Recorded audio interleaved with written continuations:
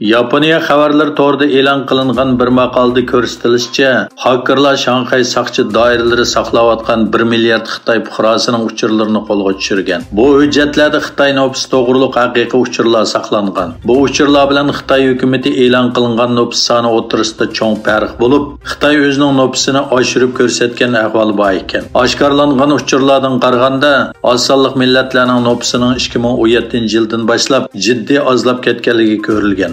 Balalarning tug'ilish nisbati tuvallab ketgan. Bu ma'lumot Xitoy 2020-yili e'lon qilgan nopis tekshirish doklatidan zo'r darajada farqli bo'lib, Xitoyning oz sonli millat nopisini yolg'ondan oshirib ko'rsatganligini isbotlab bergan. Amerikadagi kommunizm qurbonlari xotira fondining tadqiqotchisi Dr. Adrian Zinz 2021-yil 8-oyda e'lon qilgan bir dokladida berilgan hukumat hujjatlari Xitoy Kompartiyasining Uyg'urlarning nopisini tabiiy ko'payishdan qasddan cheklayotganligini namoyon qilib bergan edi. Uyghur hareketining raisi Roshan Abbas xonim Malayziyadagi faoliyatlarini davomlashtirmoqda. Uyghur hareketining ommaviy taratquv hisobidagi uchurlarga qaraganda, Roshan Abbas xonim tunugun Malayziya parlament a'zolari bilan ko'rishib, Uyghur qirg'inchiligi haqida ma'lumot bergan va hamkorlik temalarini muzokara qilgan. Solomon taqimi orollarının diplomatiya ministri Jeremy Maneli Yangi Zelandiyaning poytaxti Wellingtonda rasmiy ziyoratda bo'lganda rayon vaziyati haqida to'xtaldi.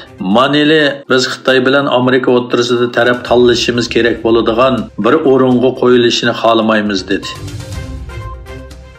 Amerika bilan Xitoy o'rtasidagi texnik jiddiyligining texmi kuchayayotganligi haqida bishoratlar kelmoqda.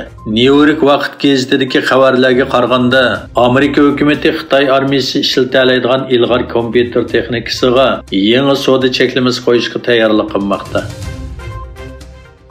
Google'ning dаңlıq tarjima supisi Google tarjiman ishiltish miqdorining tuvanlishi sababidan Xitoyda to'xtatildi. Google'ning ana shirkati Alphabet dushanba kuni tarjima mulozimatining rasmiy taqalganligini e'lon qildi. 2010-yili Google Xitoyning qattiq tekshirish tuzumi sababidan izlash motorini Xitoy bozoridan chiqargan edi.